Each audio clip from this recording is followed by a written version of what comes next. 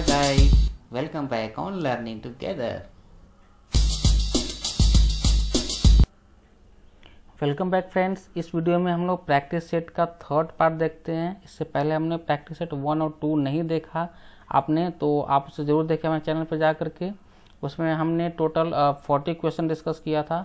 आइए देखते हैं हम क्वेश्चन नंबर 41 से।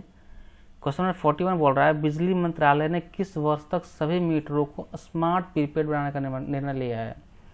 स्मार्ट प्रीपेड बनाने का निर्णय लिया है। 4 ऑप्शन दिए गए हैं। अक्टूबर 31, 2090, अप्रैल 1, 2090, दिसंबर 31, 2090 और 31 दिसंबर 2020। फ्रेंड्स, इसका राइट आंसर होगा ऑप्शन नंबर बी, अप्रैल 1, 2090। फ्रेंड्स, इंपॉर्टेंट है, करंट का क्वेश्चन है, क्वेश्चन आ सकता है आने वाले एग्जाम्स में। नेक्स्ट क्वेश्चन है 42, भारत में इनमें से कौन सी फसल ब्लैक रोट, एस्कोबिला, स्टेम कैंकर आदि को प्रभावित करती है? 4 ऑप्शन दिए गए हैं, चावल, गेहूं, कपास या मक्का। फ्रेंड्स, इसका राइट आंसर होगा ऑप्शन नंबर सी, कपास। ऑप्शन नंबर सी, कपास। नेक्स्ट क्वेश्चन है क्वेश्चन नंबर 43, पीएम खनिज कल्याण योजना, इससे आप कह सकते हैं प्रधानमंत्री खनिज क्षेत्रीय कल्याण योजना, PMKKY यहाँ पे दिया है फ्रेंड्स, PMKKY यहाँ भी इंग्लिश में दिया हुआ है। फ्रेंड्स, आपकी मर्जी। फ्रेंड्स, आप चाहे तो इंग्लिश में क्वेश्चन को पढ़ सकते हैं, हिंदी में क्वेश्चन को पढ़ सकते हैं, आपकी। क्वेश्चन एक्चुअली काफ़ी लंबा है, एक पूरे स्लाइड में सिंगल क्वेश्चन दिया गया दोस्तों। तो आप इस वीडियो को पॉज करके उस पूरे क्वेश्चन को ध्यान से पढ़ें। इसमें 3 पॉइंट दिए गए हैं फ्रेंड्स, और एग्जाम्स में क्वेश्चन इस तरीके से आते हैं ताकि लोगों का टाइम वेस्ट हो। इसे पढ़ें, इसे समझें, तब इसका आंसर दे, वो भी गलत दे देते हैं कई लोग।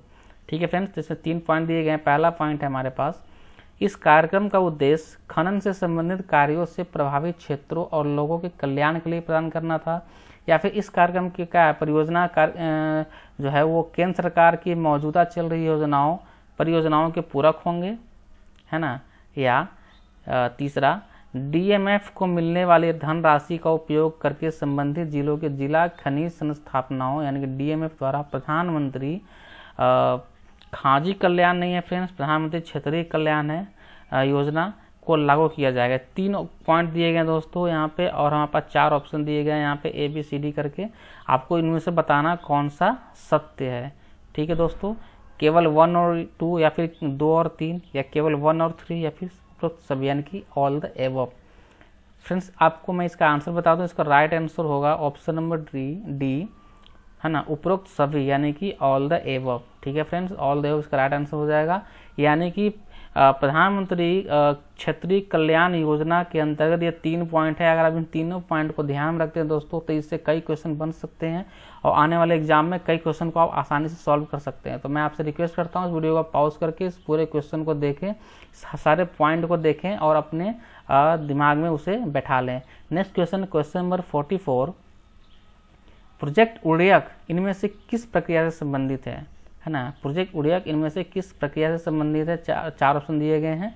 रक्षा मंत्रालय द्वारा 36 राफेल विमानों का अधिग्रहण इससे संबंधित है, या नागरिक उड्डयन मंत्रालय द्वारा सभी यात्री एयरक्राफ्ट ऑन एयर वाईफाई सेवा लाएंगे, है ना, इससे संबंधित है। प्रोजेक्ट उड़यक के बारे में पूछा जा रहा है फ्रेंड्स। तीसरा पॉइंट है कि नॉर्थ ईस्ट भाग में सीमा सड़क संगठन द्वारा है, या फिर नॉर्थ ईस्ट क्षेत्रों पर विशेष ध्यान देने के लिए उड़ान परियोजना के लिए इसे आवंटित किया गया तीसरे दौर में, है ना। 4 ऑप्शन दिए गए दोस्तों, इसका राइट आंसर आपको बताना है। प्रोजेक्ट उड़यक के बारे में पूछा जा रहा है, इसका राइट आंसर होगा फ्रेंड्स ऑप्शन नंबर सी, सीमा सड़क, है ना। नॉर्थ ईस्ट एरिया में जो सीमा सड़क संगठन द्वारा किए गए जो निर्माण कार्य है उसे उस प्रोजेक्ट का नाम दिया गया प्रोजेक्ट उड़यक। फ्रेंड्स, इसको आप लोग ध्यान में रखना। आप चाहें तो फिर से वीडियो पॉज करके इस क्वेश्चन को दोबारा देख सकते हैं। क्वेश्चन करंट अफेयर्स का है और ये क्वेश्चन आ सकता है। Next question, question number 45, mount Etna जो कि यूरोप का सबसे ऊंचा, सबसे सक्रिय ज्वालामुखी है, जो हाल ही में क्या हुआ है, फूटा हुआ है। तो माउंट एटना है कहाँ पे? 4 ऑप्शन दिए गए दोस्तों, इटली, संयुक्त राज्य अमेरिका, ईरान या फिर रसिया। दोस्तों, इसका राइट आंसर होगा ऑप्शन नंबर ए, इटली। ठीक है फ्रेंड्स, माउंट एटना जो एक सक्रिय ज्वालामुखी है वो है इटली में है ये फ्रेंड्स। ठीक ठीक है दोस्तों, इटली में है, जो क्या है अभी एक्टिव हो चुका है, अभी फिलहाल एक्टिव है ये। तो ये भी करंट का क्वेश्चन है, क्वेश्चन आ सकता है हमारे एग्जाम में, चाहे वो बीपीएससी असिस्टेंट का एग्जाम हो या फिर बीपीएससी 65वीं हो या फिर यूपीएससी का अगला नेक्स्ट एग्जाम हो। अगला सवाल है क्वेश्चन नंबर 48, फ्यूज तार में किन धातुओं का उपयोग किया जाता है? फ्यूज तार में किस तरह के धातुओं का उपयोग करते हैं दोस्तों? 4 ऑप्शन दिए गए हैं। टीन और तांबे का मिश्र धातु यानी कि alloy of tin and copper, alloy of tin and lead, alloy of tin and aluminium, या फिर निकल और क्रोमियम के मिश्र धातु। 4 ऑप्शन दिए गए दोस्तों। इसका राइट आंसर होगा ऑप्शन नंबर बी, टीन और सीसा के जो मिश्र धातु हैं यानी कि alloy of tin and lead. Option number B इसका राइट आंसर हो जाएगा फ्रेंड्स। फ्यूज तार में टीन और सीसा की मिश्र धातु का उपयोग किया जाता है। अगला सवाल है क्वेश्चन नंबर 49, तारों के बीच की दूरी मापने के लिए एक प्रयुक्त इकाई है, यानी कि 2 तारों के बीच की अगर डिस्टेंस हमें देखना हो तो उसका जो मेजरमेंट होती है वो किस यूनिट से होती है, किस इकाई से होती है? हमारे पास 4 ऑप्शन दिए गए हैं, है ना। गालगेटिक यूनिट, गांगे इकाई, प्रकाश वर्ष यानी कि लाइट ईयर, स्टेलर मील, या फिर कॉस्मिक किलोमीटर, लौकिक किलोमीटर कह सकते हैं आप इसे। ठीक है फ्रेंड्स, 4 ऑप्शन दिए गए हैं और इसका राइट आंसर होगा ऑप्शन नंबर बी, प्रकाश वर्ष। कोई भी दूरी फ्रेंड्स है अंतरिक्ष में, चाहे 2 तारों के बीच की दूरियां हो क्यों ना हो, उसको मापने के लिए जो इकाई है फ्रेंड्स वो क्या है? वो प्रकाश वर्ष यानी कि लाइट ईयर है ना। जैसे कि पृथ्वी जो है वो सूर्य से कितने प्रकाश वर्ष दूर है, इस तरह की जो डिस्टेंस नापते हैं फ्रेंड्स स्पेस में, वो जो यूनिट होती है फ्रेंड्स वो क्या होती है? वो लाइट ईयर की होती है। तो ऑप्शन नंबर बी हमारा राइट आंसर होगा। अगला सवाल है क्वेश्चन नंबर 50, चयन समिति में इनमें से कौन से व्यक्ति या कार्यालय शामिल है जो अध्यक्ष और लोकपाल के सदस्यों के रूप में नियुक्ति के लिए खोज समिति द्वारा सुझाए गए नामों के लिए पैनल की छानबीन करते हैं? फ्रेंड्स आपको एक क्वेश्चन बड़ा लग रहा होगा, इसके साथ इसमें 5-5 पॉइंट भी दिए गए हैं हमारे पास, उसके बाद हमें 4 ऑप्शन दिए गए हैं। दोस्तों इसी तरह के लंबे लंबे क्वेश्चन आते हैं एग्जाम में, ताकि लड़के इस क्वेश्चन को पढ़ें, उनका टाइम वेस्ट हो, वो इसमें कन्फ्यूज करें और आखिर में आंसर गलत करके आएँ। तो फ्रेंड्स इसलिए मैंने इस तरह का क्वेश्चन रखा है आपके लिए, ताकि आप इसके लिए बिल्कुल प्रिपेयर रहें, ताकि आप कंफ्यूज ना करें। आप चाहें तो वीडियो को पॉज करके इस पूरे क्वेश्चन को दोबारा से पढ़ सकते हैं फ्रेंड्स।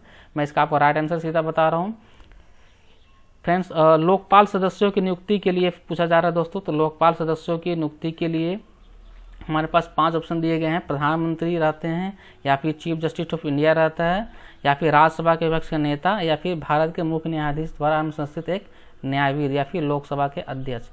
5 ऑप्शन दिए गए दोस्तों। 4 यहाँ पे ऑप्शन आपको बताने हैं, है ना। 1, 2 एंड 3 ओनली, 1, 2 एंड 5, या फिर 3, 4, 5, या फिर उपरोक्त में सभी। तो दोस्तों मैं आपको बता दूं इसका राइट आंसर होगा ऑप्शन नंबर बी, यानी कि 1, 2 एंड 5। यानी कि फर्स्ट प्रधानमंत्री होते हैं, भारत के मुख्य न्यायाधीश होते हैं और लोकसभा के अध्यक्ष होते हैं। ये जो 3 होते हैं फ्रेंड्स, ये 3 होते हैं लोकपाल के सदस्यों के रूप में इनकी क्या होती है? नियुक्ति के लिए खोज समिति द्वारा सुझाए गए नाम है, यानी कि ये लोग इस पैनल में ऑलरेडी क्या होंगे? प्रेजेंट होंगे। अगला सवाल है क्वेश्चन नंबर 51, एनेमोफिली परागण द्वारा होता है ना। एनेमोफिली पॉलिनेशन किसके द्वारा होता है? पंछी के द्वारा, हवा के द्वारा, चींटियों के द्वारा, फिर चमगादड़ों के द्वारा। 4 ऑप्शन दिए गए दोस्तों। इसका राइट आंसर होगा ऑप्शन नंबर बी, हवा, है ना। एनेमोफिली जो है फ्रेंड परागण वो हवा के द्वारा होता है। जैसे पेड़ पौधों का जो परागण होता है ना, फलों का जो मैंगोज पेड़ हो गए, या फिर बेल के जो पेड़ होते हैं, या फिर अदर्स होते हैं, उनका जो परागण होता है, उनका जो रिप्रोडक्शन होता है आपस का, मेल फीमेल का, वो जो होता है वो हवा के द्वारा होता है। ठीक है फ्रेंड्स, ये भी क्वेश्चन कई बार पहले भी आ चुके हैं और आगे भी क्वेश्चन आ सकते हैं, इसलिए मैंने इस क्वेश्चन को सेट में रखा है। अगला सवाल है क्वेश्चन नंबर 52, कीट प्रतिरोधी कपास जिसे आमतौर पर बीटी कॉटन के रूप में जाना जाता है, जेनेटिक रूप से वो क्या होता है? जीवाणु होता है, वायरस होता है, माइक्रोलेग होता है, फिर प्रोटिस्ट होता है। 4 ऑप्शन दिए गए दोस्तों। इसका राइट आंसर होगा ऑप्शन नंबर ए, जीवाणु। ठीक है फ्रेंड्स, जीवाणु यानी कि बैक्टीरिया, हम बैक्टीरियम कह सकते हैं इसको। ठीक है फ्रेंड्स, नेक्स्ट क्वेश्चन नंबर 53, वह सरकारी समिति का प्रमुख कौन है जिसने AICTE को 2020 से नए इंजीनियरिंग कॉलेज स्थापित करने से रोकने का सुझाव दिया था? यानी कि वो कौन से हेड के प्रमुख है जिन्होंने 2020 के बाद से, है ना, AICTE अप्रूव्ड जो इंजीनियरिंग कॉलेज हैं उसे अब नहीं उसे मान्यता दी जाएगी, आगे उसे रोका जाएगा। फ्रेंड्स उसके लिए 4 ऑप्शन दिए गए हैं। हमारे जो प्रमुख हैं, प्रमुख के बारे में पूछा जा रहा है, तो वो हैं फ्रेंड्स कौन कौन है? पार्थ प्रतिम चक्रवर्ती, है ना, BVR मोहन रेड्डी, भास्कर राममूर्ति या फिर देवांग विपिन खाकर। 4 ऑप्शन दिए गए दोस्तों, इसका राइट आंसर होगा ऑप्शन नंबर बी, है ना, BVR मोहन रेड्डी, है ना, यहाँ पे दिया है BVR मोहन रेड्डी। ठीक है फ्रेंड्स, इन्होंने क्या किया, इन्होंने 2020 बोला कि AICTE को बोला कि वो स्टॉप कर दे भाई, हाँ, क्या करने के लिए, स्टॉप कर दे इंजीनियरिंग कॉलेज को AICTE की मान्यता देने से। ठीक है फ्रेंड्स, ताकि नए इंजीनियरिंग कॉलेज अभी क्या होंगे, बंद हो जाएंगे, मतलब नए नहीं खुलेंगे 2020 के बाद से। अगला सवाल क्वेश्चन नंबर 54, रामनाथ कोविंद ने कितने नए सूचना आयुक्त नियुक्त किए हैं, कितने नए सूचना आयुक्त नियुक्त किए हैं, इन्फॉर्मेशन कमिश्नर कितने लोगों को अपॉइंट किया गया है। 4 ऑप्शन दिए गए दोस्तों, इसका राइट आंसर होगा ऑप्शन नंबर बी, यानी कि 4।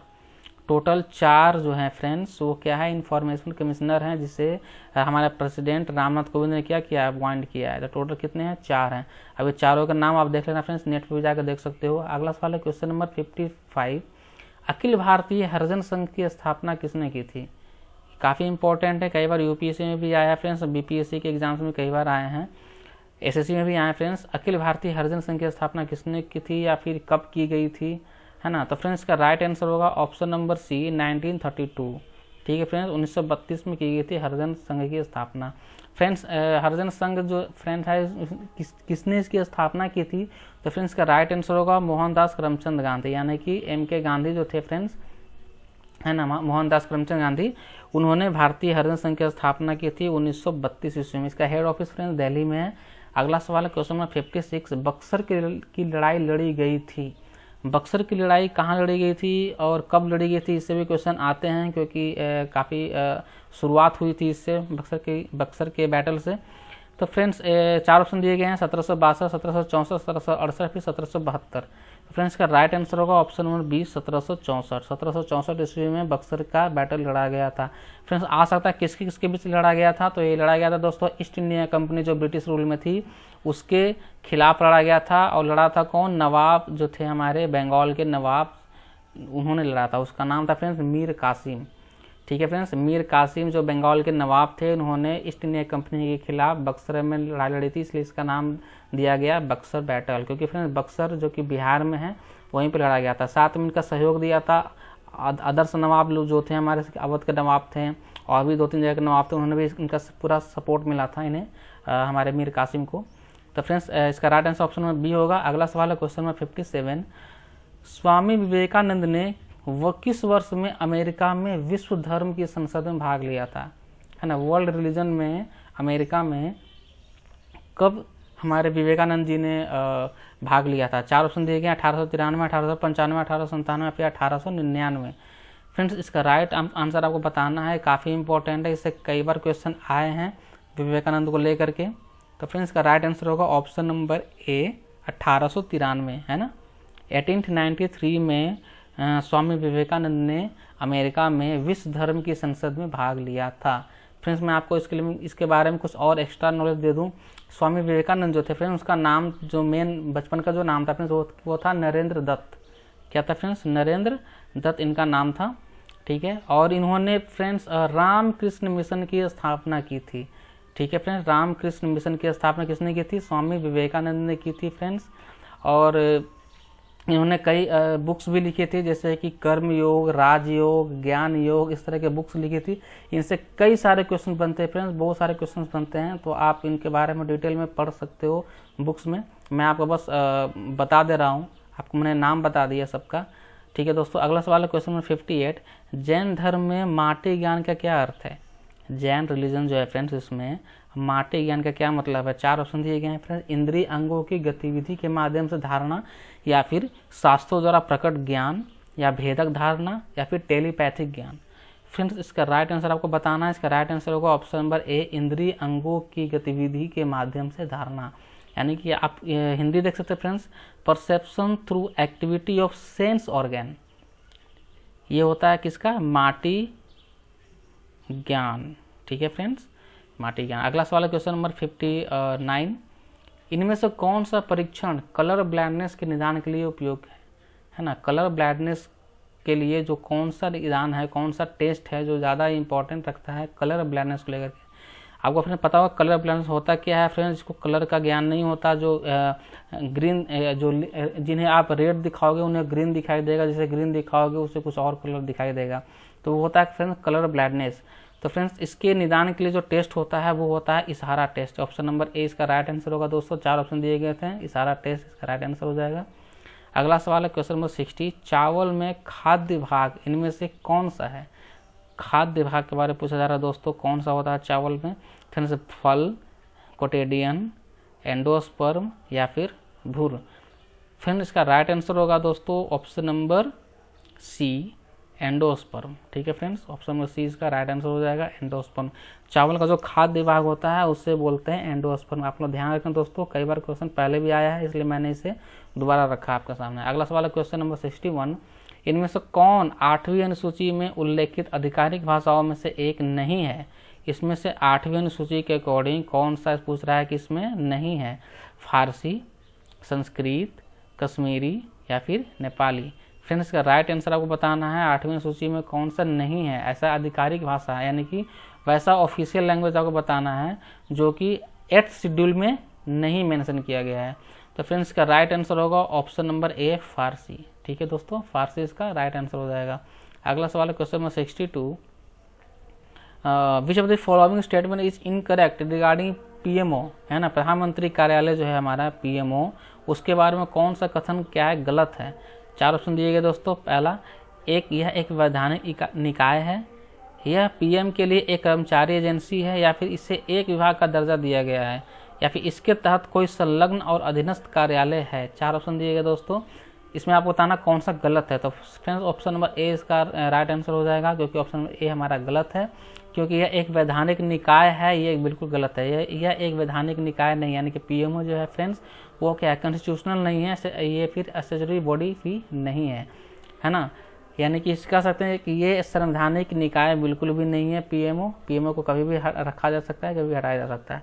अगला सवाल है क्वेश्चन नंबर 63, भारत के चुनाव आयोग का चुनाव से कोई संबंध नहीं है। किस तरह के चुनाव से कोई संबंध नहीं है? 4 ऑप्शन दिए गए हैं, राष्ट्रपति, उपाध्यक्ष, राज्य में पंचायतें और नगर पालिकाएं, या फिर उपरोक्त सभी। फ्रेंड्स इसका राइट आंसर को बताना है, इसका राइट आंसर होगा ऑप्शन नंबर सी, राज्य में पंचायतें, है ना। राज्य में जो पंचायतों के जो चुनाव होते हैं या फिर नगर पालिकाओं के जो होता है उसमें क्या होता है, हमारा चुनाव आयोग यानी कि जो इलेक्शन कमीशन ऑफ इंडिया है उसका कोई हस्तक्षेप नहीं होता फ्रेंड, है ना। चाहे लोकसभा चुनाव हो, राज्यसभा हो या फिर विधानसभा चुनाव हो, कोई सा भी चुनाव हो, चुनाव आयोग आता है, इंटरफेयर करता है, वही कराता है। बट पंचायतों के मामले में, पंचायत और नगर पालिकाओं में जो होती है चुनाव राज्य के अंदर, उसमें इलेक्शन कमीशन ऑफ इंडिया का कोई इंटरफेयर नहीं होता। अगला सवाल है क्वेश्चन नंबर 64, फ्रेंड इसका राइट आंसर ऑप्शन में सी होगा, है ना। क्वेश्चन नंबर 64 पूछ रहा है फ्रेंड्स, भारतीय संविधान का अनुच्छेद 20 यानी कि आर्टिकल 20 क्या बोलता है, हमारा मौलिक अधिकार है, ठीक है। आर्टिकल 20 के अकॉर्डिंग जो हमारा मौलिक अधिकार है वो कौन सा अधिकार है फ्रेंड्स? एक अधिकार है जिसमें कि अगर आपको सजा होती है तो उसमें वो सुरक्षा प्रदान करता है ना, क्योंकि वो अपराधों के लिए सजा के संबंध में सुरक्षा प्रदान करता है। अनुच्छेद 20 के तहत अपराध, किस तरह के अपराध के आरोपी की व्यक्तियों को सुरक्षा प्रदान नहीं की जाती? 4 ऑप्शन दिए गए हैं, पूर्वव्यापी कानून, दोहरा खतरा, आत्मनिषेध के खिलाफ निषेध, या फिर 24 घंटे के भीतर एक मजिस्ट्रेट के समक्ष पेश किए जाने वाला अधिकार। तो फ्रेंड्स का राइट आंसर होगा ऑप्शन नंबर डी, 24 घंटे के भीतर एक मजिस्ट्रेट के समक्ष पेश किया जाने वाला अधिकार। ये जो अधिकार है फ्रेंड्स, अगर आप कोर्ट बोलते हैं कि 24 आवर के अंदर आपको सरेंडर करना है, आपको कोर्ट में हाजिर होना है, उसके लिए भी अगर आप सहयोग मानते हैं गवर्नमेंट से कि आप हमें इसके लिए सुरक्षा दीजिए, तो वो आपको नहीं देगा। ठीक है फ्रेंड्स, इस क्वेश्चन का मतलब यही है। अगला सवाल है क्वेश्चन नंबर 65, इनमें से किस उच्च न्यायालय में देश का सबसे बड़ा क्षेत्राधिकार है ना। Which of the following high court has the largest jurisdiction in the country? 4 option दिए गए हैं, Bombay high court, Guwahati high court, Allahabad high court या फिर कोलकाता हाई कोर्ट। 4 ऑप्शन दिए गए दोस्तों, इसका राइट आंसर आपको बताना है। इसका राइट आंसर होगा option number B, Guwahati high court. Friends Guwahati high court है फ्रेंड्स, उसका क्या है, सबसे बड़ा क्षेत्राधिकार है, सबसे बड़ा एरिया है गुवाहाटी हाई कोर्ट का, क्योंकि इसके अंदर नॉर्थ ईस्ट में टोटल लगभग 7 स्टेट हैं और गुवाहाटी जो है असम में है, और इस 7 स्टेट के जो भी है काम वो सारा का सारा गुवाहाटी हाई कोर्ट ही देखता है। तो इसका हो गया ना एरिया सबसे बड़ा। नेक्स्ट क्वेश्चन है क्वेश्चन नंबर 66, टोडरमल अकबर का मंत्री था, वह था कौन सा, वो क्या था? सुरक्षा प्रणाली का, मंत्री था, फिर वित्त मंत्री था, या फिर प्रधानमंत्री था, या फिर कृषि मंत्री था। फ्रेंड्स का राइट आंसर आपको बताना है। टोडरमल जो फ्रेंड्स था वो क्या था हमारा, वो नवरत्न में आते थे, अकबर के नवरत्न में थे टोडरमल, ठीक है फ्रेंड्स, और वो था वहाँ का वित्त मंत्री, यानी कि ऑप्शन बी हमारा क्या हो जाएगा, राइट आंसर हो जाएगा। टोडरमल जो था वो अकबर काल में अकबर का वित्त मंत्री था। अगला सवाल है क्वेश्चन नंबर 67, शुंगों की अवधि के दौरान पुनरुद्धार हुआ, किसका हुआ था? जैन धर्म, ब्राह्मणवाद, पारसी धर्म, या फिर बौद्ध धर्म। तो फ्रेंड्स इसका राइट आंसर आपको बताना है। शुंगों की अवधि का शुंग से मतलब है फ्रेंड्स आपका पुष्यमित्र शुंग। फ्रेंड्स पुष्यमित्र शुंग जो था वो क्या था, उसने शुंग वंश की स्थापना की थी, वो एक ब्राह्मण था और ब्राह्मणवाद का पुनरुद्धार हुआ था। ऑप्शन बी इसका क्या हो जाएगा, राइट आंसर हो जाएगा दोस्तों, क्योंकि इसने फ्रेंड्स बौद्ध धर्म का काफ़ी पतन हुआ था इसके आने के बाद। इसने बौद्ध धर्मावलंबियों को कई बार मारा था, उसे हटाया था, और जो हमारे अंतिम मौर्य साम्राज्य के जो अंतिम हमारे सम्राट थे जिसका नाम था बृहद्रथ, उसकी हत्या करके इसने मगध पे राज किया है ना, और उसने शुंग वंश की स्थापना की, इसलिए इसे मौर्य वंश का हत्यारा भी कह सकते हैं आप दोस्तों। अगला सवाल है क्वेश्चन नंबर 68, उस भारतीय क्रिकेटर का नाम बताइए जो 2018 में प्रारूप में सबसे अधिक अंतर्राष्ट्रीय विकेट लेने वाला खिलाड़ी बन गया। 4 ऑप्शन दिए गए फ्रेंड्स, जसप्रीत बुमराह, ईशांत शर्मा, ऋषभ पंत, या फिर शिखर धवन। इसका राइट आंसर आप बताना है।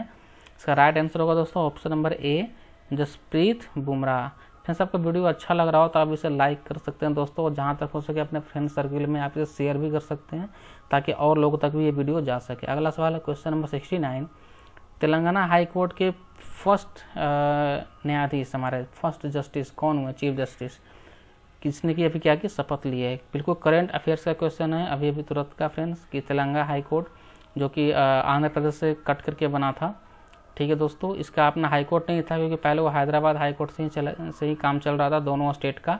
अभी तेलंगाना का अपना सेपरेट हाई कोर्ट बन चुका है, और इसके जो प्रथम हमारे न्यायाधीश है वो कौन है? 4 ऑप्शन दिया गया दोस्तों, के.टी. शंकरन, एंटनी डोमिनिक, टी.बी. राधाकृष्णन, या फिर पी.एन. रविंद्रन। इसका राइट आंसर आपको बताना है। इसका राइट आंसर होगा option number C, TB. Radhakrishnan. TB. Radhakrishnan जो है हमारे चीफ जस्टिस ऑफ कहाँ, तेलंगाना हाई कोर्ट, ठीक है फ्रेंड्स। नेक्स्ट क्वेश्चन है क्वेश्चन नंबर 70, हाल ही में यूनेस्को को किन 2 देशों ने छोड़ा? कौन से 2 कंट्री है जिसने यूनेस्को की सदस्यता छोड़ दी है? 4 ऑप्शन दिए गए हैं। Option number A Albania, Bahrain, B संयुक्त राज्य और इजराइल, सी नेपाल और जर्मन, या फिर डी डेनमार्क और चिली। इसका राइट आंसर आपको बताना दोस्तों, किन 2 कंट्री का नाम जिसने यूनेस्को की सदस्यता छोड़ दी। तो फ्रेंड्स इसका राइट आंसर होगा ऑप्शन नंबर बी, संयुक्त राज्य और इजराइल, यानी कि यूनाइटेड स्टेट और इजराइल, ठीक है फ्रेंड्स। इसने क्या की, इसने यूनेस्को की सदस्यता छोड़ दी। मैं आपको बता दो फ्रेंड्स, यूनेस्को जो है उसका फुल फॉर्म बता दो, UNESCO, इसका फुल फॉर्म होता है friends United Nations Educational Scientific and Cultural Organisation, ये इसका फुल फॉर्म होता है दोस्तों, आपसे आ सकता है एग्जाम में। और यूनेस्को का फ्रेंड्स एक्चुअली इसका जो हेड ऑफिस है वो है पेरिस में, यानी कि फ्रांस में। इसकी स्थापना 16 नवंबर 1945 को की गई थी। और फ्रेंड्स मैं आपको बता दूं, जितने भी अभी डेज मनाए जाते हैं, इंटरनेशनल डे मनाए जाते हैं, चाहे वो वर्ल्ड रेडियो डे हो या फिर इंटरनेशनल वुमेंस डे हो जो कि 8 मार्च को मनाया जाता है, ये सारे जो डेज हैं फ्रेंड्स, ये कौन डिसाइड करता है? ये सारे जो डेज डिसाइड करते हैं वो करते हैं यूनेस्को वाले। तो फ्रेंड्स इसके सदस्य टोटल 195 सदस्य थे इसके फ्रेंड्स। अभी संयुक्त राज्य अमेरिका और इजराइल ने इसकी सदस्यता क्या की है, छोड़ दी है। तो इसका राइट आंसर होगा ऑप्शन नंबर बी। फ्रेंड्स अगर आपको वीडियो अच्छा लगा तो इसे लाइक करें दोस्तों, और जहां तक हो सके अपने फ्रेंड सर्किल में इसे आप शेयर करें ताकि और लोगों तक वीडियो जा सके। फ्रेंड्स अगला सेट के लिए आप हमारे चैनल को सब्सक्राइब कर लें ताकि उसके नोटिफिकेशन आपको आराम से मिल जाए और आप नेक्स्ट वीडियो भी देख करके अपने नॉलेज को बढ़ा सकें। वीडियो देखने के लिए आपका बहुत बहुत धन्यवाद। Thank you very much.